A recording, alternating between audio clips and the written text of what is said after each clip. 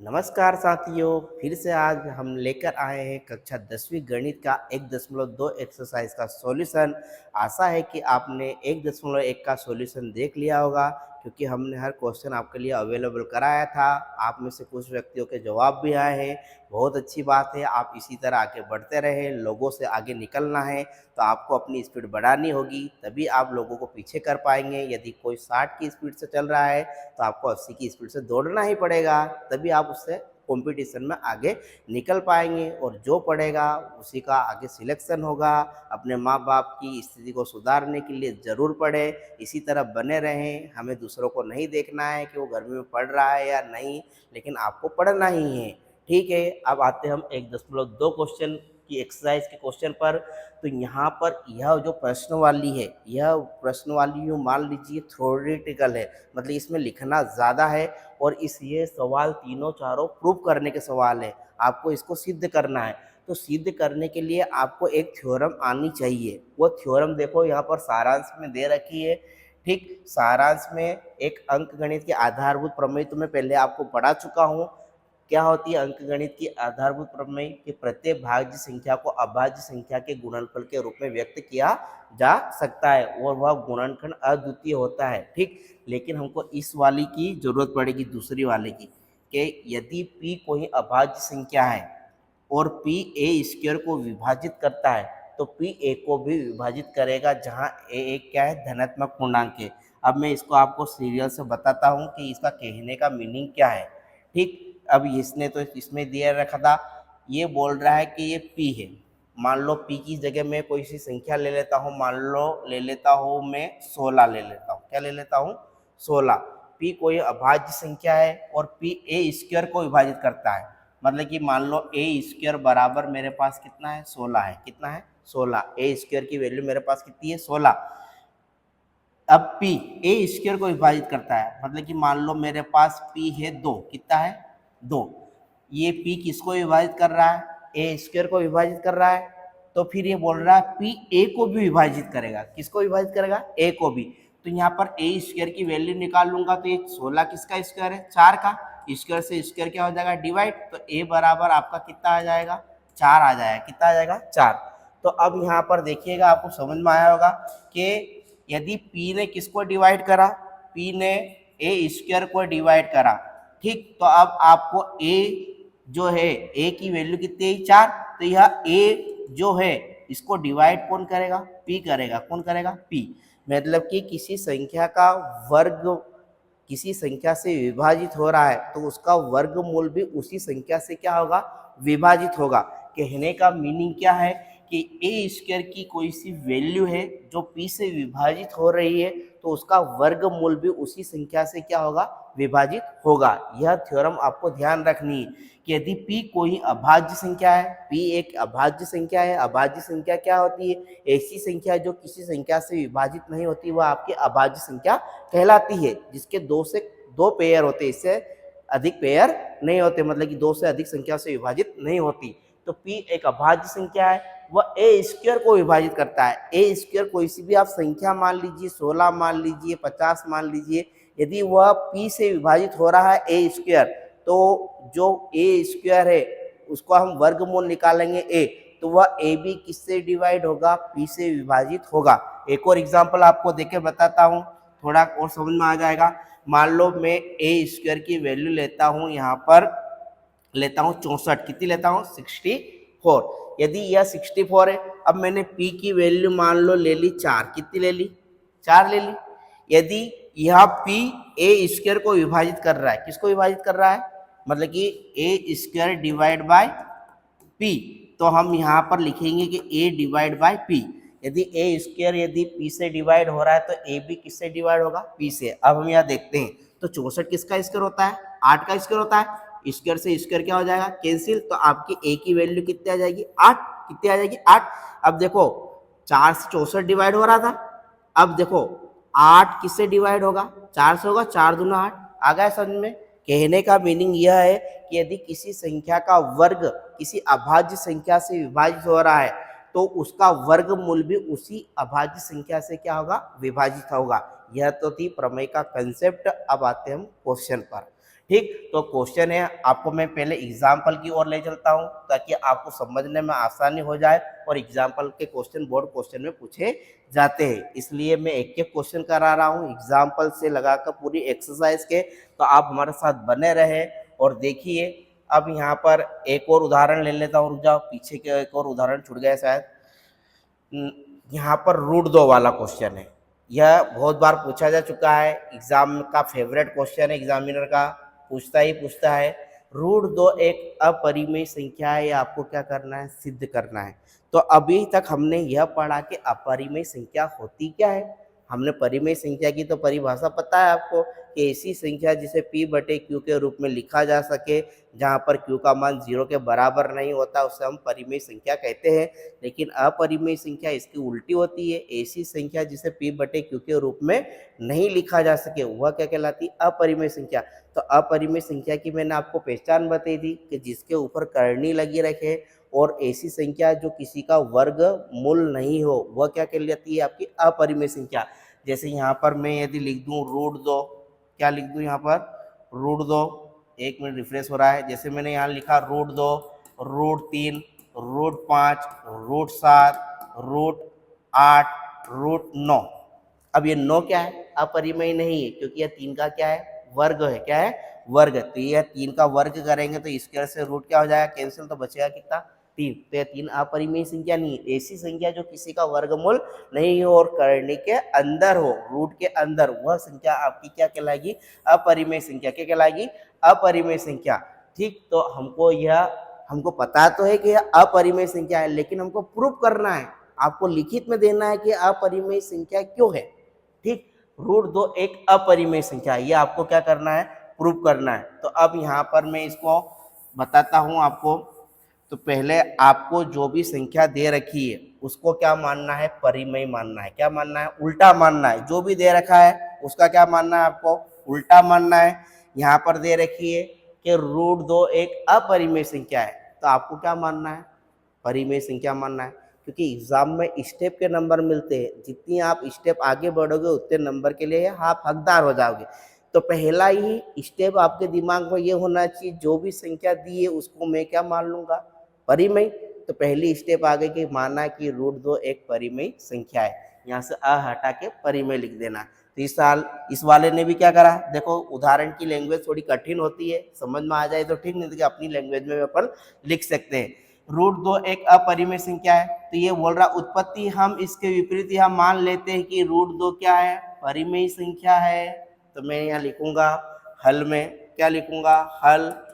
ठीक, रूट 2 यहाँ लिखेंगे माना, सुंदर अक्षरों में लिख देना। मेरी राइटिंग भले ही सुंदर नहीं है, उससे कोई मतलब नहीं है, क्योंकि मैं तो पास कर चुका हूँ, आपको पास होने की जरूरत है, मेरी राइटिंग पे ना जाए।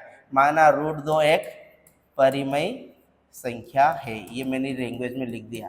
ठीक, जो भी दे रखा था उसका क्या मैंने मान लिया, मैंने उल्टा, रूट 2 एक अपरिमेय की जगह मैंने मान लिया परिमेय। मतलब कि हर क्वेश्चन एक ही फॉर्मेट से होगा। यदि एक बार फॉर्मेट आपके दिमाग में घुस गया तो केवल आपको रूट 2 की जगह रूट 5 लिखना है, रूट 5 की जगह रूट 7 लिखना है, रूट 7 की जगह कोई सा भी सवाल आ जाए, केवल वही की वही संख्या लिखना है, केवल फॉर्मेट वही रहेगा। जैसे एप्लीकेशन का एक प्रारूप होता है ना, उसमें केवल हेड मास्टर या प्रिंसिपल चेंज हो जाता है, सब्जेक्ट चेंज हो जाता है, पूरा प्रारूप ऐसा कैसा रहता है, यह समझ लीजिए एप्लीकेशन ही है। केवल आपको केवल संख्या क्या करनी है, चेंज करनी है। कभी क्लास टीचर को लिखेंगे, कभी प्रिंसिपल को लिखेंगे, कभी डॉक्टर को लिख देंगे, तो केवल वो आपको सब्जेक्ट चेंज करना है। ठीक, तो यहाँ पर रूट 2 को क्या मान लिया मैंने, एक परिमेय संख्या। फिर ये बोल रहा था हम दो पूर्णांक r और s ऐसे ज्ञात कर सकते हैं कि रूट 2 बराबर आर अपॉन एस हो, जहाँ एस नहीं है 0 के बराबर। तो मैं इसको, यह परिमेय संख्या है, तो परिमेय संख्या है तो मैं इसे p बटे q के रूप में भी मान सकता हूँ। तो यहाँ लिखेंगे तब p बटे q, या इसने r अपॉन एस के रूप में लिखा है तो मैं इसको r अपॉन एस में लिखूँ, तो ताकि तुम्हें टिपने में आसानी रहेगी, नोट करने में। मतलब ठीक, r अपॉन एस बराबर ये क्या हो जाएगा, रूट 2। क्या हो जाएगा, रूट 2। तो यह r अपॉन एस बराबर क्या हो गया, रूट 2। यहाँ r अपॉन एस क्या है, परिमेय संख्या है। क्या है, एक परिमेय संख्या है। अब यह परिमेय संख्या है तो मतलब कि r क्या है, एक प्राकृत संख्या होगी, और s भी क्या होगी, आपकी एक प्राकृत संख्या होगी। अब यह परिमेय संख्या तो है, लेकिन आप यहाँ पर देख रहे हो कि मान लीजिए R और S में एक के अतिरिक्त कोई उभयनिष्ठ गुणनखंड नहीं है। यहाँ पर आपको लिखना है कि जो R अपॉन S एक ऐसी संख्या है जिसमें एक के अलावा कोई सी भी संख्या क्या है, उभयनिष्ठ नहीं है। ठीक, यहाँ लिखेंगे R और S एक ऐसी संख्या है, एक ऐसी संख्या है जिसमें एक के अलावा कोई उभयनिष्ठ संख्या नहीं है। क्या नहीं है? उभयनिष्ठ संख्या नहीं है। अब यह क्यों लिखा हमने? एक होती है सहअभाज्य संख्या। कौन सी संख्या होती है? एक भाज्य होती है और एक सहअभाज्य संख्या। सहअभाज्य संख्या वे कहते हैं जिनमें एक के अलावा कोई सी भी संख्या क्या नहीं होती, कॉमन नहीं होती है। जैसे मैं बोलूँ 5 और 7, तो 5 और 7 को कौन सी संख्या विभाजित कर सकती है? आपका दिमाग में आएगा केवल एक यदि 5 को डिवाइड करती तो 7 को भी करती। तो जिसमें एक के अलावा कोई सी भी उभयनिष्ठ संख्या ना हो उन्हें हम क्या बोलेंगे? सहअभाज्य संख्या। क्या बोलेंगे? सहअभाज्य संख्या। तो यहाँ पर R और S क्या है? जिसमें एक के अलावा कोई उभयनिष्ठ संख्या नहीं है, मतलब कि यह क्या है? सहअभाज्य संख्या है। क्या है? सहअभाज्य संख्या है। अब यह क्यों लिखा? दिमाग में क्वेश्चन आया होगा कि हम यह क्यों बता रहे हैं कि सहअभाज्य संख्या है। हम इसको अब प्रूव करके बताएंगे कि यहाँ R और S को हमने लिखा सहअभाज्य संख्या, मतलब एक के अलावा कोई सी संख्या से विभाजित नहीं है। लेकिन जब हम इस सवाल को आगे सोल्व करेंगे तो R को भी किसी संख्या से विभाजित करके बताएंगे और S को भी किसी संख्या से क्या करके बताएंगे? विभाजित करके बताएंगे। तब हम यहाँ देखेंगे कि हमने पहले तो लिख दिया कि यह कोई एक के अलावा किसी संख्या से विभाजित नहीं हो रही, और जब आगे सोल्व करने जाएंगे तो यह संख्या किसी संख्या से क्या हो जाएगी? विभाजित। तो यह क्या करेगा? विरोध करेगा। क्या एक बार तो हम बोल रहे हैं कि यह संख्या किसी से विभाजित नहीं हो रही, लेकिन एक बार हम बताएंगे कि यह संख्या विभाजित हो रही। अब दोनों कथन में से एक कथन सत्य होगा, या तो विभाजित हो रही होगी या नहीं हो रहेगी। तो यह विरोधाभास क्यों उत्पन्न हो रहा है? क्योंकि हमने शुरू से ही क्या मान लिया था? इसको परिमेय संख्या मान लिया था। क्या मान लिया था? परिमेय। लेकिन ये थी क्या? अपरिमेय। तो यह विरोधाभास इसलिए उत्पन्न हो रहा था कि हमने परिमेय अपरिमेय संख्या को क्या मान लिया था? परिमेय। इसलिए हम कह सकते हैं कि यह क्या है? अपरिमेय संख्या है। तो अभी आपको देखने में क्वेश्चन कठिन लग रहा हो क्योंकि लैंग्वेज ही लैंग्वेज है। तो लैंग्वेज में अभी तक हमने ये करा कि सबसे पहले तो आपको संख्या को मानना है परिमेय संख्या, मानना है कि वह क्या है? एक परिमेय संख्या है। फिर उस परिमेय संख्या को आपको क्या बताना है कि यह सहअभाज्य संख्या है। क्या है? सहअभाज्य संख्या। अब मैं इसको आगे सोल्व कर रहा हूँ। ठीक है, यहाँ पर दिख रहा होगा उभयनिष्ठ R और S को विभाजित करते हैं तो A अपॉन B प्राप्त कर सकते हैं। A और B क्या है? आपकी सहअभाज्य संख्या, को प्राइम नंबर। ठीक, अब को प्राइम नंबर हो गया तो इसको आगे सोल्व कर लेंगे। ठीक, अब मैं आगे आपको ले जाता हूँ। तो हमने इसको √2 बराबर क्या मान लिया था? A upon B। ए और बी क्या है? आपकी सहअभाज्य संख्या है। क्या? आपकी सहअभाज्य संख्या है। अब सहअभाज्य संख्या का मीनिंग समझ गए। अब मैं इसके अपॉन में कुछ नहीं तो कितना लिखूंगा? 1। इस b का गुणा 2 में करूंगा तो b √2, और a का गुणा 1 में करूंगा तो कितना जाएगा? a। अब मैं जब b की वैल्यू निकालूंगा तो a के अपॉन में कौन आ जाएगा? √2। कौन आ जाएगा? √2। मैंने इसको सोल्व कर लिया। ठीक है, a का गुणा a में करा 1, b का गुणा √2 में करा √2। जब b की वैल्यू निकाली तो √2 कहाँ आ गया? a के अपॉन में। अब हम क्या करेंगे? यहाँ पर दोनों पक्षों का वर्ग करेंगे। क्या करेंगे? दोनों पक्षों का वर्ग। तो यहाँ लिखेंगे दोनों पक्षों का वर्ग करने पर, दोनों पक्षों का वर्ग करने पर। अब दोनों पक्षों का वर्ग करेंगे तो ये b की घात कितनी बन जाएगी? 2, और ये a की घात कितनी बन जाएगी? 2, और इस √2 का स्क्वायर करेंगे तो स्क्वायर से रूट क्या हो जाएगा? कैंसिल। तो यहाँ b की घात 2 बराबर a² अपॉन कितना आ जाएगा? 2। अब थोड़ा सा दिमाग आपका चला होगा कि अभी हमने थोड़ी देर पहले एक प्रमेय पढ़ी थी कि यदि a की घात 2 किसी से डिवाइड होगी तो वह उसके उस संख्या के वर्गमूल को भी क्या करेगी? विभाजित करेगी। तो हम यहाँ लिखेंगे इफ यदि a² विभाजित किससे हो रहा है? किससे हो रहा है? 2 से। तो a² विभाजित, यदि a² डिवाइड बाय 2, तब हम क्या लिखेंगे? ab किससे विभाजित होगा? 2 से विभाजित होगा। किससे होगा? 2 से विभाजित होगा। a² यदि 2 से डिवाइड हो रहा है तो ab किससे विभाजित होगा? 2 से। हमने अभी किसको डिवाइड करके बताया? a को, मतलब कि यह आपका था अंश। क्या था? अंश। अभी हमने अंश को 2 से डिवाइड करके बताया, अब हम आगे जब करेंगे तो हर को भी किससे डिवाइड करके बताएंगे, 2 से। लेकिन पहले हमने लिखा था कि यह सहभाज्य संख्या है, मतलब कि यह एक के अलावा किसी संख्या से क्या नहीं हो रही है, विभाजित नहीं हो रही। लेकिन जब हम आगे और बढ़ेंगे तो अभी तो ए को विभाजित करके बताया, फिर बी को बता देंगे, फिर यह कथन का क्या करेगा, विरोध। एक तरफ लिख रहे कि विभाजित नहीं हो रही और एक तरफ लिख रहे कि विभाजित हो रही है। अब दोनों स्थिति में से एक का स्थिति क्या होगी, सत्य होगी। तो यह विरोध किस लिए उत्पन्न हो रहा है, क्योंकि हमने उसको क्या मान लिया था, परिमेय मान लिया था, इसलिए हम कह सकते हैं कि यह क्या है, अपरिमेय संख्या है। अब हम यहाँ पर थोड़ा सा ध्यान देने की आवश्यकता है, जो भी यहाँ आया है उसको हम मानेंगे, यहाँ लिखेंगे माना। ठीक, अब मैं आपको एग्जाम्पल की ओर ले चलता हूँ, उसकी लैंग्वेज की तरफ। यहाँ पर देखो, ये 2b² बराबर a² होगा। यदि 2a² को विभाजित करता है तो उस प्रमेय से लिखेंगे, इसलिए 1.2 द्वारा 2a को भी विभाजित करेगा। ठीक, अब मैं प्रमेय की ओर ले चलता हूँ आपको। 1 मिनट, कहाँ गई प्रमेय, इसका अगला पेज नहीं, ये रहा नेक्स्ट।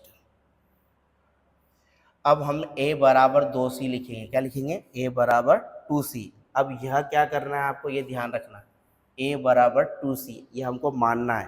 कहाँ दिखेगा आपको ये मैं बता देता हूँ आपको। a बराबर 2c, यहाँ पर देखो,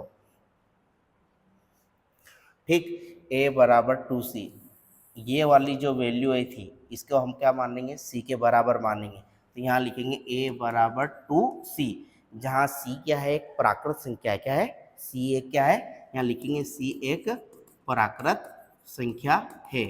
अब देखना इधर, यह a बराबर जो 2c था इसे हम कहाँ रख देंगे, यहाँ पर रख देंगे समीकरण 1 में। कहाँ रख देंगे, समीकरण 1 में। ठीक, इसे समीकरण 1 नाम दे दो भले ही। ठीक, तो ये b² ऐसा का ऐसा, a² की जगह मैं क्या लिखूंगा, 2c का वर्ग, अपॉन में कौन है, 2 कौन है, 2। तो b² ऐसा का ऐसा, 2 का वर्ग करेंगे कितना, 4, और c का वर्ग करेंगे तो c² अपॉन कितना, 2। अब 2 से जब डिवाइड करोगे आप 4 को, कितनी बार होगा है, b² बराबर 2c²। जब c² की वैल्यू निकालोगे तो b² के अपॉन में कौन आ जाएगा, 2। जब c² की वैल्यू निकालोगे तो 2 कहाँ चला जाएगा, अपॉन में। कहाँ चला जाएगा, अपॉन में। अब फिर से आपको दिमाग में आया है कथन, यहाँ a² किससे डिवाइड हो रहा था, 2 से। अब यहाँ b² किससे विभाजित हो रहा, 2 से। हम कथन की ओर पहुंच चुके हैं, हमने a को भी 2 से डिवाइड करके बता दिया, b² को भी। फिर से वो प्रमेय लिखेंगे कि यदि b² किससे डिवाइड हो रहा है, 2 से डिवाइड हो रहा है, तो b भी किससे डिवाइड होगा, 2 से। तो अब हम यहाँ पर पहुंच चुके हैं कि हमने a को 2 ये स्क्वायर को 2 से डिवाइड करके बताया, फिर हमने b² को किससे डिवाइड करके बताया। तो यहाँ पर हम देखते हैं कि b² किससे डिवाइड हो रहा है, 2 से। अब हमने 1 बाय 1 यहाँ एक करके बताया कि डिवाइड करके बताया कि a² किससे डिवाइड हुआ, 2 से हुआ। तो a भी किससे डिवाइड हुआ, 2 से। b² यहाँ 2 से डिवाइड हुआ तो b भी किससे डिवाइड होगा, 2 से, आधारभूत प्रमेय से। अब हम यहाँ देखते हैं कि हमने a और b को क्या बताया था, सहअभाज्य संख्या है। क्या बताया था, सहअभाज्य संख्या। लेकिन सहअभाज्य संख्या क्या होती है, जिसमें एक के अलावा कोई सा संख्या उभयनिष्ठ नहीं हो। लेकिन हम यहाँ बता रहे हैं कि a भी डिवाइड हो रहा है 2 से और b भी किससे डिवाइड हो रहा है, b से। लेकिन हम देखते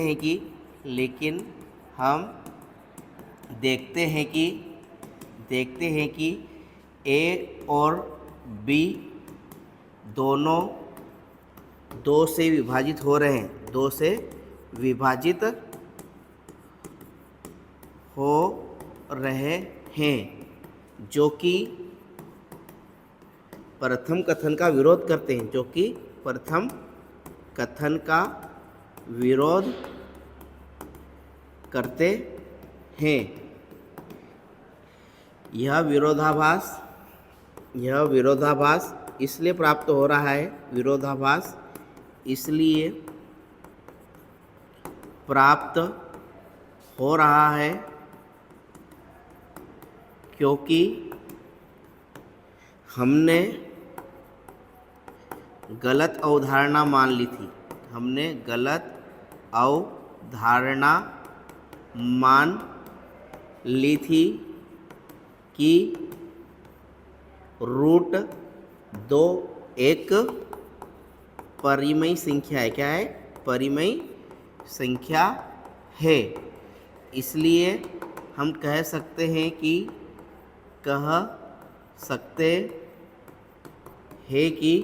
रूट 2 क्या है, एक परिमेय संख्या है। क्या है? एक अपरिमेय संख्या है। अब देखो बेटा, ये तो मैंने लिख दिया, आपको लिख के बताना है।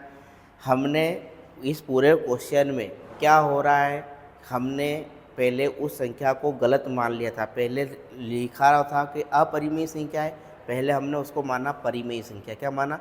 परिमेय संख्या। अब परिमेय संख्या के बाद हमने उसको माना कि सहअभाज्य संख्या है, कि वो किसी संख्या से विभाजित नहीं होती है एक के अलावा।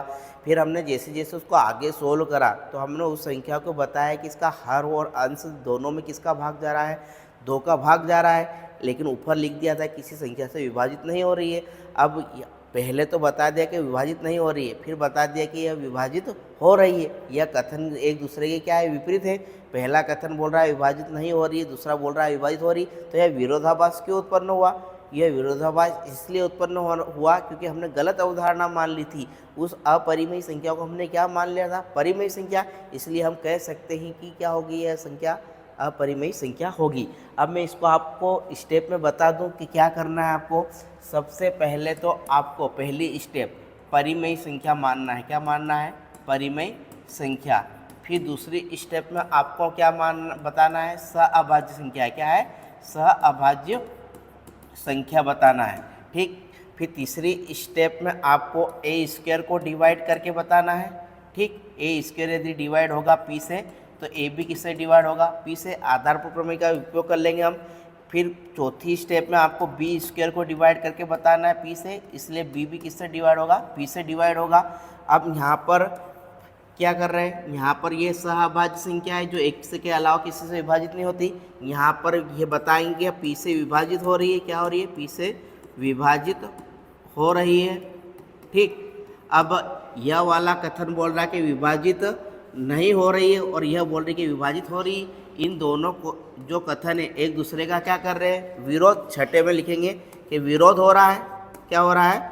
विरोध हो रहा है। यह विरोध किस लिए प्राप्त हो रहा है? क्योंकि हमने गलत अवधारणा मान ली थी कि यह असहभाज्य संख्या, परिमेय संख्या को क्या मान लिया था? परिमेय संख्या को हमने परिमेय मान लिया था।